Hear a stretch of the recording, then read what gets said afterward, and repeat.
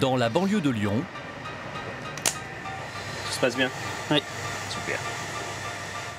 Johan Laval est plus concentré que jamais. Depuis plusieurs semaines, ce jeune chocolatier de 26 ans répète inlassablement les mêmes gestes. Tu vas en rêver de ces circuits imprimés, non? J'en ferai plus après. Il consacre tout son temps à son œuvre maîtresse. Cette ville du futur, entièrement en chocolat. J'ai énormément travaillé aussi avec un architecte pour une partie de la pièce, pour concevoir quelque chose d'ingénieux aussi. Ça a été dur de mettre en place au départ, mais maintenant je suis convaincu de ce que je fais. Cette œuvre, c'est la pièce artistique qu'il présentera dans une semaine au plus prestigieux concours de sa profession. Car Johan sera cette année le candidat de la France au championnat du monde des chocolatiers. C'est des heures de travail pour arriver à donner des textures, des matières, des effets, à s'y méprendre en fait. C'est ça tout l'intérêt du chocolat, c'est que le jury il mette son œil sur un détail, sur des choses où waouh, c'est magnifique. Pour remporter le titre, depuis 1 an et demi, il a mis sa vie entre parenthèses. J'ai arrêté de partir en vacances, prendre des week-ends. Ne serait-ce qu'une grasse matinée, ça reste un lointain souvenir maintenant. Johan a tout le soutien de son patron, Romaric Boilet, un pâtissier reconnu de la région. Pendant 2 mois, et même s'il n'a plus le temps de travailler pour la pâtisserie, il continue de lui verser son salaire. Il s'est rendu compte qu'à un moment donné, faire son travail de chef pâtissier chocolatier et faire le concours, ça devenait compliqué pour lui. Voilà, parce qu'on n'est quand même que des hommes. Je pense que le secret, c'est aussi de rien compter, le temps, l'argent, tout ce qu'on peut mettre. Il faut y aller pour qu'il y ait le moins d'embûches possible le jour J. Il faut tout prévoir, tout anticiper. Johan donne tout, car le niveau du concours est extrêmement élevé. Face à lui, il aura les meilleurs chocolatiers de la planète. Voilà pourquoi il a vu les choses en grand. Et il espère épater le jury avec sa cité, 30 kilos de chocolat, entièrement monté sur pilotis. Ah, quand je la vois maintenant, avec tout ce qui a été fait depuis le départ, j'en suis fier. Ouais, j'en suis extrêmement fier. J'y ai mis toutes mes tripes, donc j'ai envie que ça marche. Pendant les jours qui viennent, le jeune pâtissier va continuer à s'entraîner. Je suis déterminé. J'ai qu'une envie, c'est d'y être, de finaliser tous mes éléments pour partir et avoir la victoire au bout. Le jour J, ils seront 19, comme lui, à espérer décrocher le titre mondial. Pendant quelques jours à Paris, porte de Versailles, le célèbre salon du chocolat prend des allures d'arène olympique. La crème des chocolatiers, les virtuoses du cacao, vont se livrer une bataille sans merci pour remporter le titre de champion du monde de la discipline. Au total, 20 candidats venus des 4 coins du monde, de l'Espagne au Japon, en passant par l'Australie. Parmi eux, le représentant français, Johan Laval, au mental de guerrier. Sur ses épaules, une énorme pression, celle de jouer à domicile. Florent Chevaux a tout sacrifié depuis 2 ans dans l'espoir de faire gagner les États-Unis, le pays où il vit depuis 11 ans.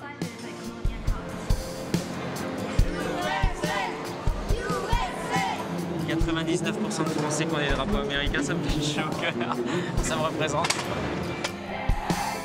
Le Belge Jürgen Barth est le candidat surprise de ce concours. Contrairement aux autres, lui n'est pas chocolatier, mais professeur dans une école de pâtisserie à Anvers.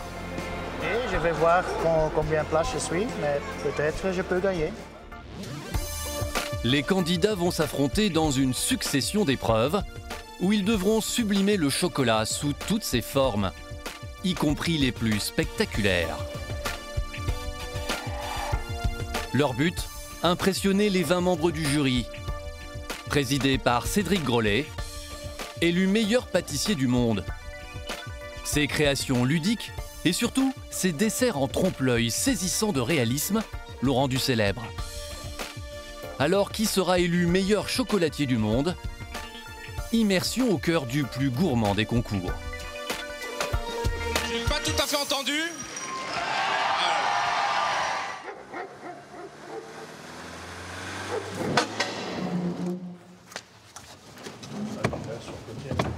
T'as vu les impacts? Ouais, je fais ça.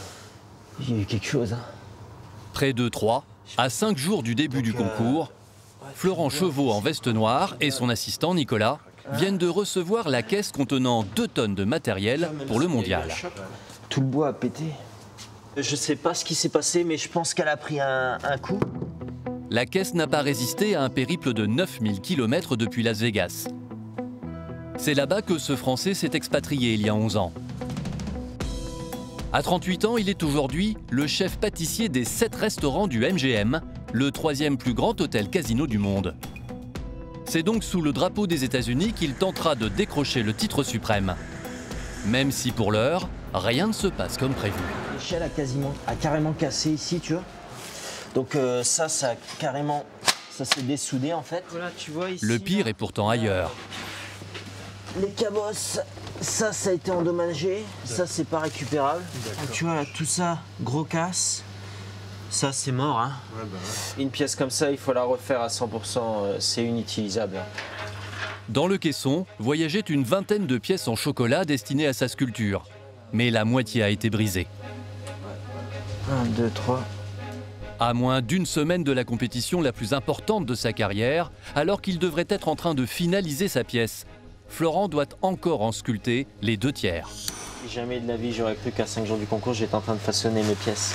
C'est impossible. Parce que tout ça, ça aurait dû être fait il y a 1 mois et demi en arrière. La course contre la montre est désormais enclenchée. Il doit recréer cette œuvre, l'ADN du cacao survivant dans la ville du futur.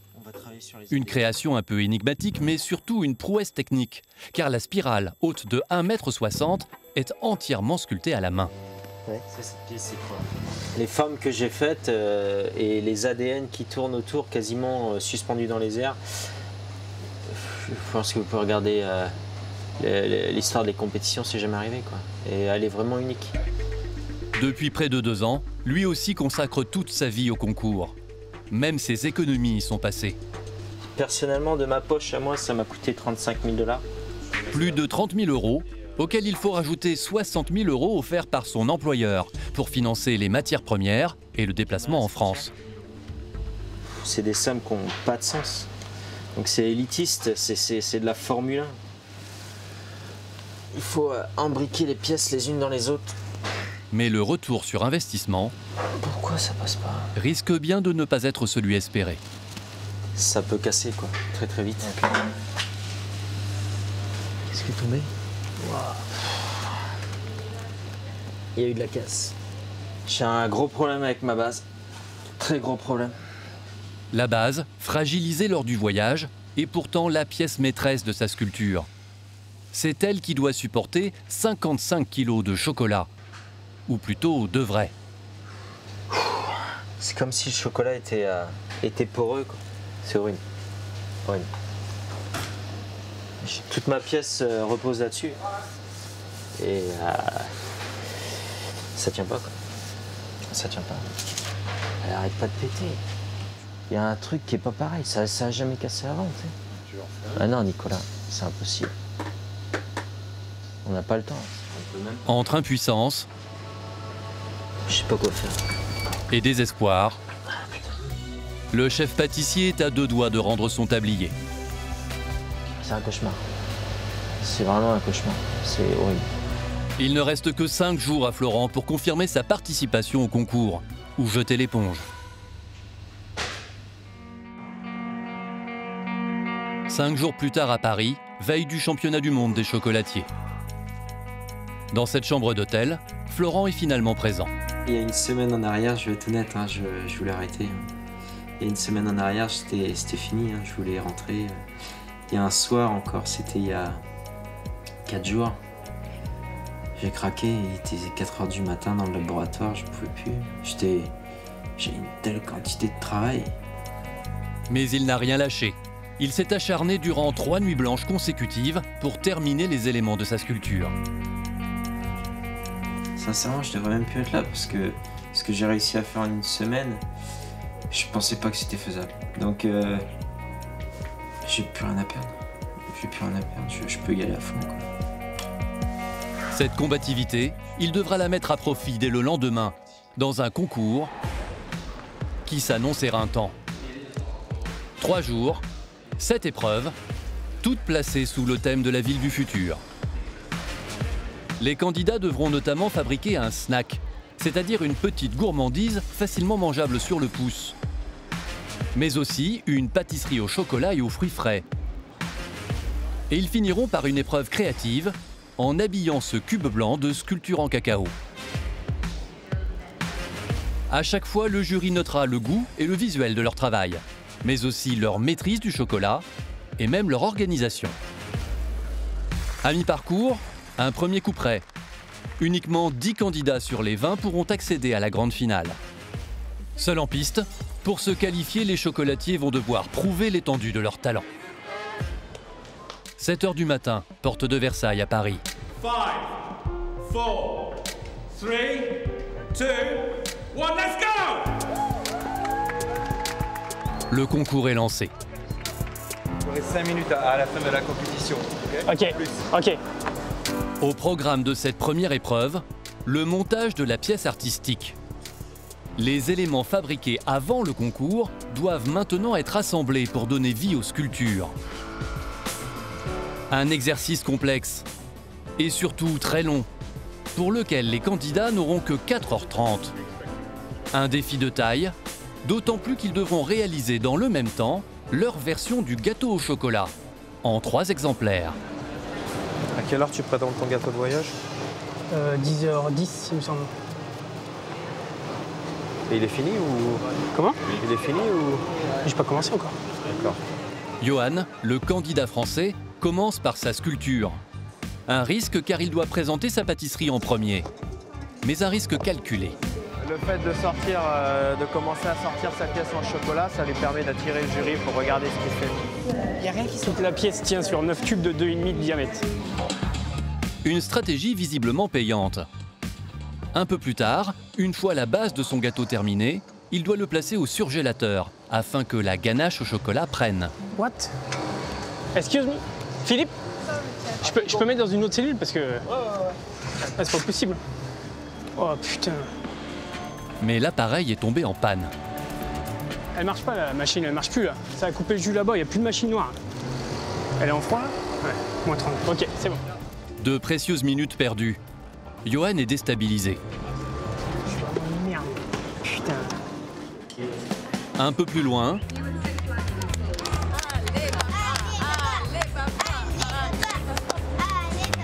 Florent, le candidat américain, s'attelle d'abord à son gâteau, avec le soutien de sa famille. Sa femme, Audrey, et leurs enfants, Sarah et Lucas, sont venus spécialement de Las Vegas pour l'encourager. Il peut y aller et je crois dans lui pour gagner. Parce que c'était son rêve quand il était petit.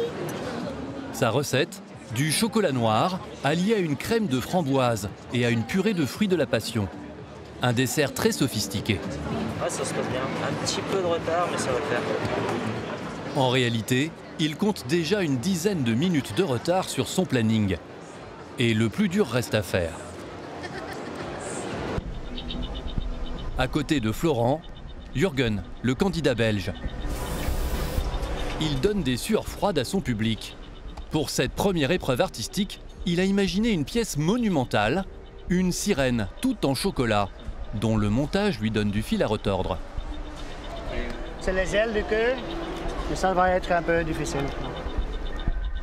Mick, son coach, redoute tout autant cette étape. Non, l'étape difficile, c'est le montage final. C'est tombé déjà 3 ou 4 fois. Les pièces ne tiennent entre elles qu'avec du chocolat fondu. Et pour solidifier la prise, les candidats utilisent une bombe de froid. C'est fragile, hein? Très fragile. Hein? Un travail qui nécessite patience et minutie. Une tâche particulièrement ardue pour ce professeur de pâtisserie, car contrairement à ses concurrents, lui ne travaille pas le chocolat au quotidien. Un manque de pratique que trahissent ses finitions. et qui pourrait lui coûter cher lors du passage des juges. Car pour départager les candidats, 20 chefs pâtissiers représentant chacun une nationalité observent leurs moindres faits et gestes. Pour la France, Nina Métayer, la chef des créations sucrées du Café Pouchkine à Paris. Ce qui est super, c'est qu'il met aussi derrière, c'est qu'il a pris soin d'avoir de l'autre côté de la tablette un dessin très fin.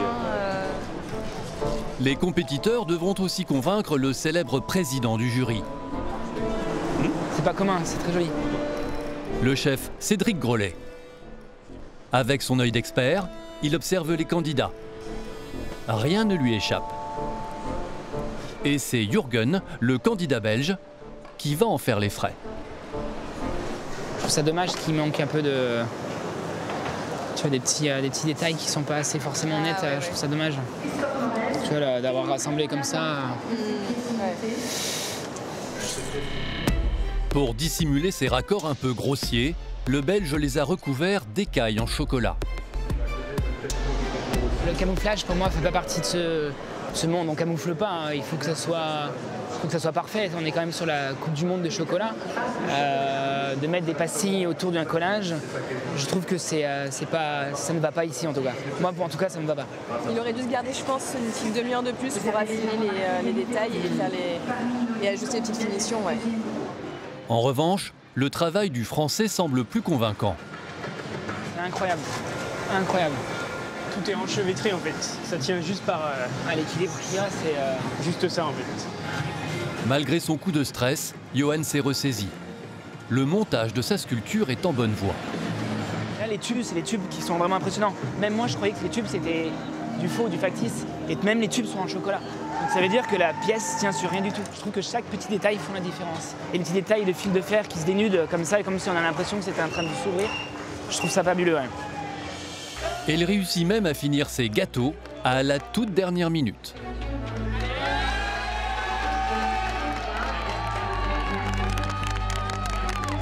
De quoi émouvoir ses proches, surtout ses parents.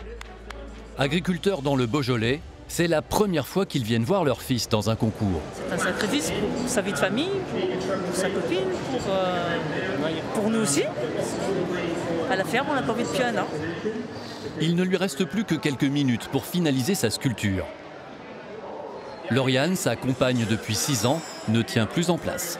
Ça, derrière cette barrière, on peut pas... C'est encore plus stressant de ne pas pouvoir l'aider, de ne pas pouvoir participer à la chose. Enfin, moi, c'est normal, mais c'est pour ça que c'est compliqué de maîtriser notre stress. Et c'est vraiment les dernières minutes, dernières secondes les plus compliquées. On a encore beaucoup à coller. Il te reste 45 secondes. Allez, un petit coup sur ta pièce, un petit coup de soufflet là. Doucement, doucement, doucement. Voilà. Allez. Allez, Mimi, vas-y.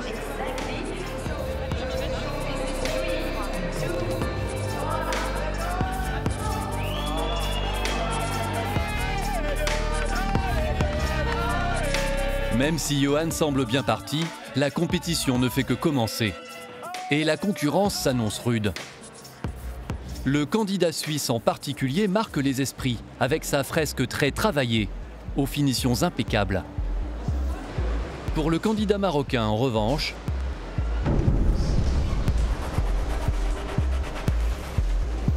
la chute d'une partie de sa pièce brise ses rêves de victoire. Quant à Florent, le représentant des États-Unis, il paye le retard pris lors de la fabrication de son gâteau. Il est encore loin d'avoir fini sa sculpture. Et la pression commence à le faire cafouiller. Il inverse les armatures de son œuvre. Résultat, ça ne tient pas. C'est stressant. Et l'une des pièces finit même par casser, sous les yeux de Cédric Grolet, le président du jury. Il a cassé. La panique gagne son clan. Il a perdu beaucoup de temps pour essayer de réparer et il lui reste 7 minutes pour terminer et il a encore pas mal de choses à faire. Donc, non mais là, elle est loin d'être finie. Hein. Ah ouais ? Il a encore son atome là à mettre, il a encore des champignons, il a encore tous les trucs autour, le top. Florent donne tout pour essayer de limiter la casse. Marie-Françoise, sa mère, retient son souffle. Je croise les doigts pour que ça ne tombe pas, mais c'est merveilleux, on dirait de l'or.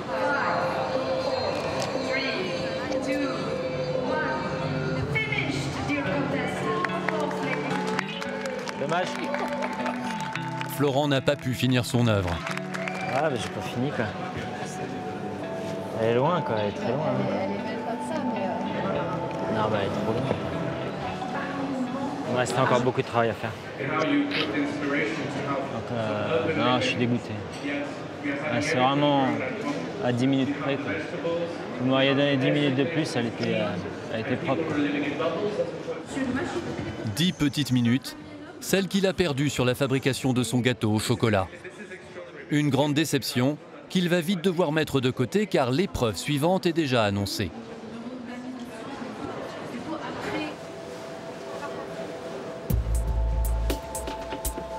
En coulisses, Johan révise ses fiches. J'ai pas droit à l'erreur, faut rien que je loupe, tout que j'ai en tête les heures d'envoi, donc c'est parti. Un guerrier, Johan, un guerrier, putain, défonce tout. Tu seras prêt à 1 heure? Oui, bien sûr que je serai pas 1 heure. Johan aborde cette partie du concours remontée comme une pendule. Il faut cette fois imaginer un snack. Une douceur au chocolat, facilement mangeable à la main. Johan fait preuve d'une grande maîtrise technique. Reste à savoir si sa recette acidulée plaira au jury.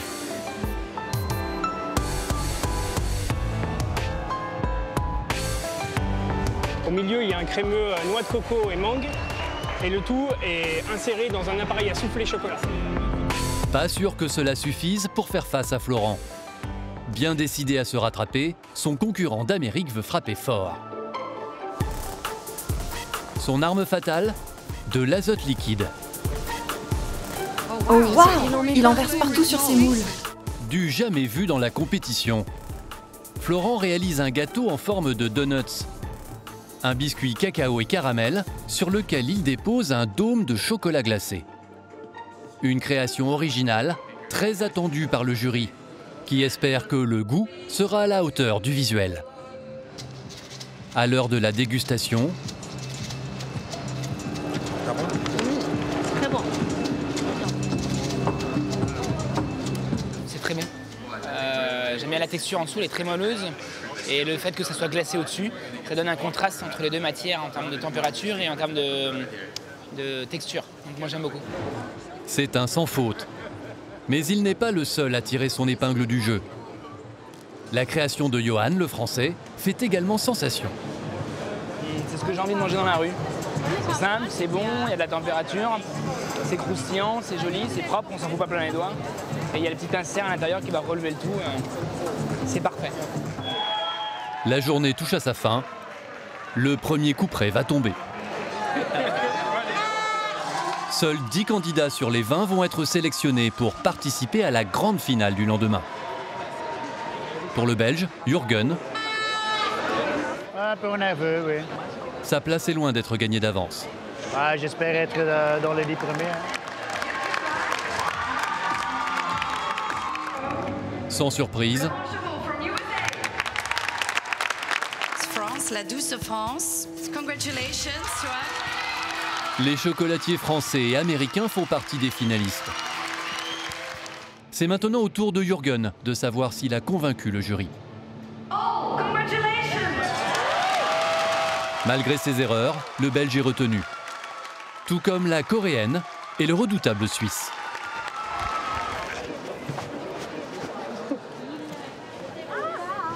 J'ai réalisé mon rêve. Un rêve des 10 meilleurs, alors... Demain, les 10 chocolatiers s'affronteront dans de nouvelles épreuves pour décrocher le titre suprême.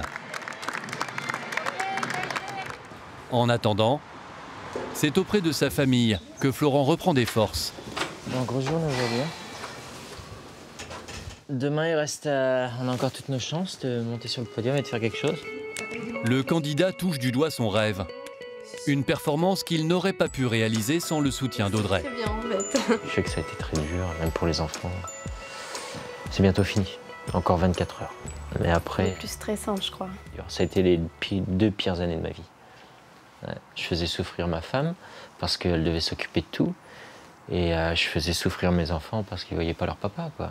Et tout ça pour une compétition de chocolat, quoi. Je m'en veux, ouais. Il y a une grosse partie de moi qui s'en veut. Je me dis que je ne l'ai pas supporté 22 ans pour rien, quoi. Pour concrétiser son désir de devenir champion du monde, Florent pourra compter sur sa famille, plus unie que jamais. C'est le dernier jour de compétition, celui de la finale. Dans quelques heures, le nouveau champion du monde des chocolatiers sera sacré. En attendant, Lauriane, la compagne de Johan, a apporté un porte-bonheur un peu encombrant. Alors, je suis savoyarde et fière de l'être. Attention, ça faut filmer. On a notre petite cloche pour la suite. Voilà. C'est le son de la victoire. J'ai pas pu m'empêcher. Visiblement, la bonne humeur a remplacé le stress de la veille. Je pense qu'aujourd'hui, c'est important de montrer qu'on est capable de porter le titre et de le porter fièrement et dignement. Je pense que ça, aujourd'hui, c'est presque le plus important, quoi. Être détendu, tout va bien se passer. La compétition reprend. Aujourd'hui, les 10 finalistes seront départagés par 2 dernières épreuves. D'abord, ils vont devoir présenter une pâtisserie originale à base de chocolat et de fruits frais, en 25 exemplaires strictement identiques. Florent mise sur une tarte croquante qui marie un chocolat moelleux, des noisettes du Piémont et une crème pâtissière associée à de la meringue italienne. Bonjour aussi. Très bien. Ah, très bien. Je suis envoyé au four d'ici 15-20 minutes. Pour recouvrir sa tarte, Florent a imaginé ce dôme. À l'intérieur, une purée mangue, citron vert, fruit de la passion. Les gestes sont précis. Et dans le public, Florent a une fan encore plus attentive que les autres. C'est Marie-Françoise, sa maman. Ah là, je suis complètement ébahie. Je ne m'attendais pas à voir des choses aussi magnifiques que cela. Pour moi, c'est de l'art, c'est même plus du chocolat, quoi. Pour sa pâtisserie fraîche, Johan, lui, a imaginé un biscuit au cacao avec un crémeux au chocolat noir, de la mangue et des fruits de la passion. Le tout est surmonté d'une crème chantilly à la vanille et au poivre.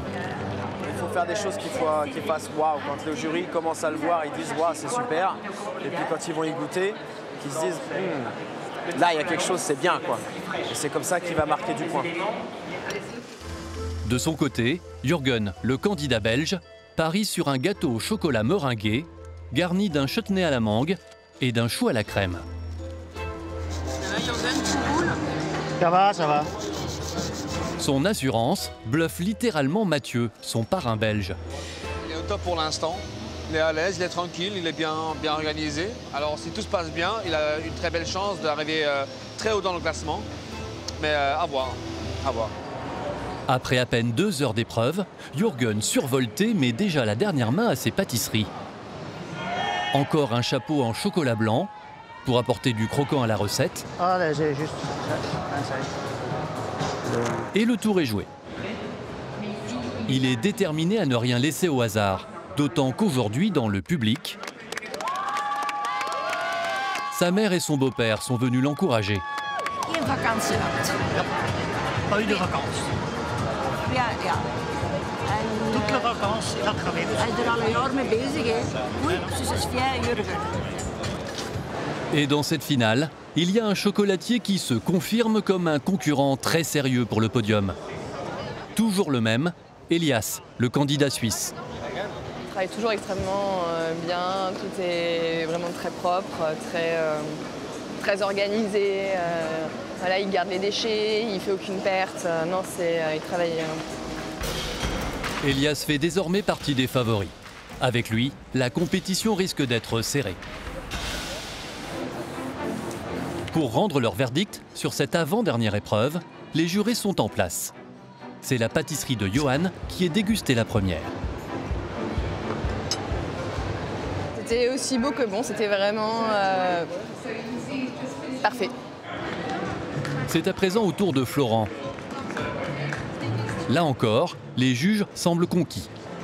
Complexe, il y a des saveurs, il y a du chocolat, il y a du fruit, la coque est fine, vraiment, voilà, c'est... En revanche, le gâteau de Jürgen semble un peu moins convaincant. Il se passe plein de choses, alors peut-être un petit peu trop pour, je sais pas. On a le goût du chocolat, on a le goût du fruit, on a des petites herbes, on a des petites surprises avec le petit chou, bon, c'est pas mal. Quoi qu'il en soit, les notes du jury demeurent pour le moment secrètes, car il reste une toute dernière épreuve à passer. Et c'est sans aucun doute l'une des plus difficiles. Tous les candidats se sont vus remettre un cube comme celui-là, de 26 cm de côté. Charge à eux de le transformer en une création en chocolat, avec une obligation, reprendre la thématique de leur première pièce artistique. Florent a imaginé une sorte de vaisseau spatial qui décline les motifs de son ADN du chocolat.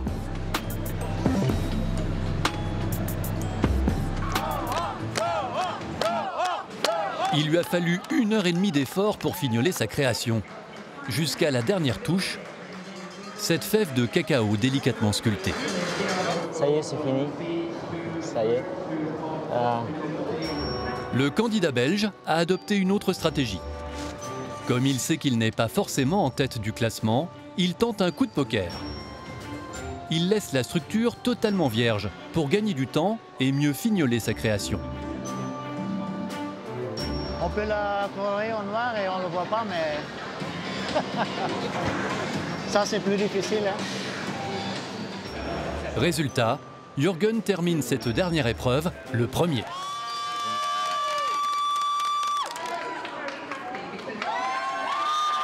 Il prend même le temps de jouer avec son public. À l'opposé, le candidat français a décidé de prendre des risques. Non seulement il a entièrement teinté le cube, mais il a décidé d'y suspendre 3 fragiles cabosses en chocolat. Et l'opération est délicate.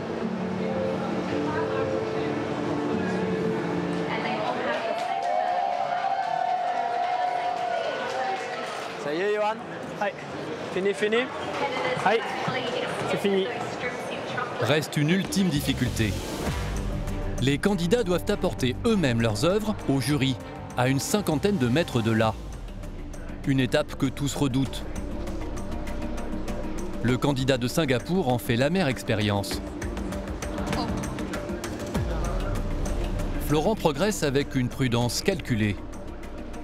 Un faux pas et ses rêves de podium s'envolent.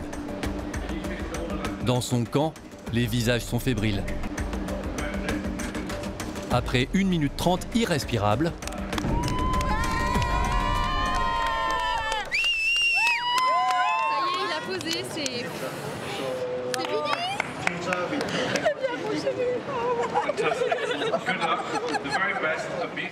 Félicitations, bon courage.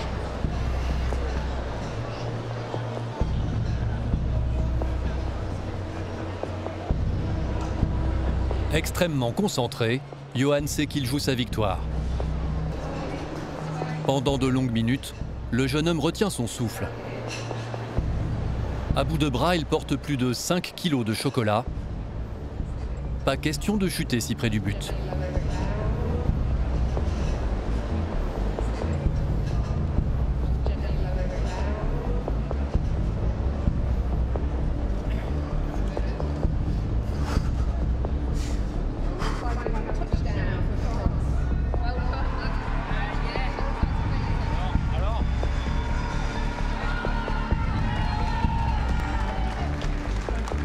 Pour Johan, c'est la fin de 2 ans de travail et de sacrifice. Les nerfs lâchent. Soulagé. On verra ce soir, mais ouais. En tout cas, aujourd'hui, c'était formidable.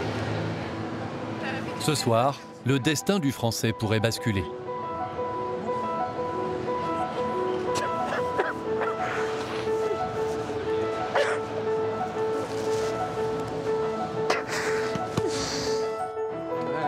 respire, on respire. C'est intense, c'est très intense. Trop bien, Yoann. Trop bien. Bravo, mais c'est bien, bravo. C'est bien, mon champion.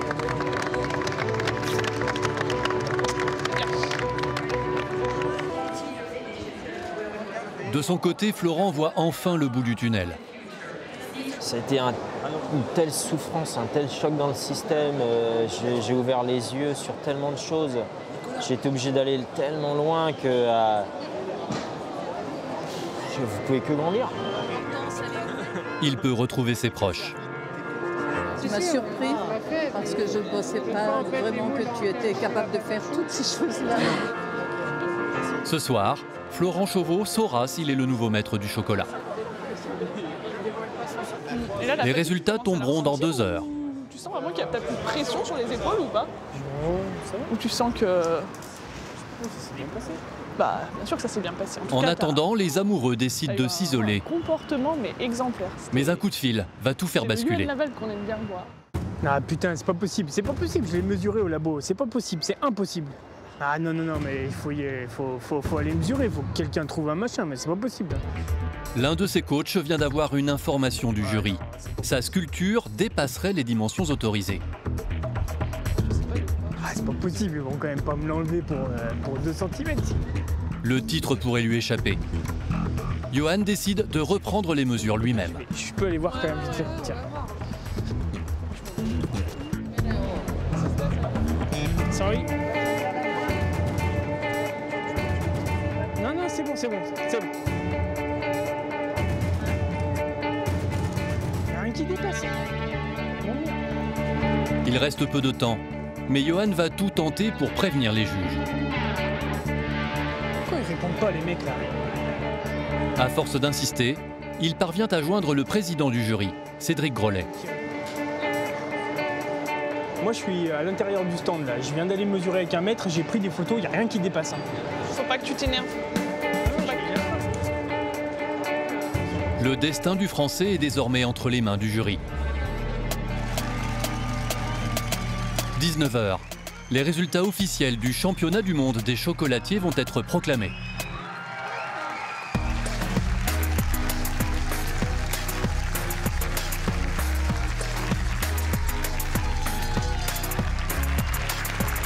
Il est temps de découvrir les résultats des finalistes. Notés sur 700 points, les finalistes vont connaître leur score les uns après les autres. Vous avez un total de 434 points. Félicitations. Le candidat belge termine à la 8e place. Pour vous, c'est un total de 552 points. Elias, le candidat suisse, prend la tête du classement.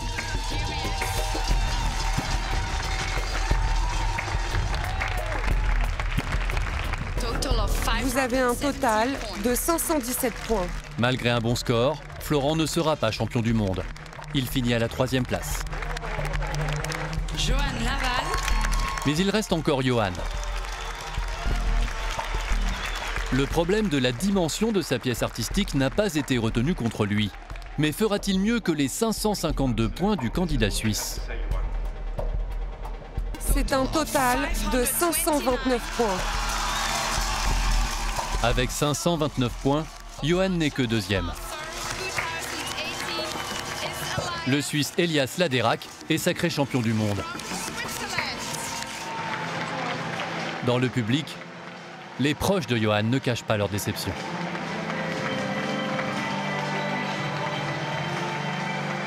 Le jeune homme trouve du réconfort auprès de Lauriane. Allez, t'inquiète pas. T'as bien travaillé. Tout le monde est fier de toi. Entouré des siens, Yoann retrouve rapidement le sourire et sa détermination. Je suis encore jeune, je suis déjà 2e, c'est déjà formidable, mais j'aurais voulu leur offrir ça à tous ceux qui se sont déplacés et qui m'ont suivi depuis des mois. Je serai plus fort dans quelques années et j'y arriverai. Yoann souhaite désormais se lancer à la conquête d'un titre aussi prestigieux, celui de meilleur ouvrier de France. Un nouveau défi.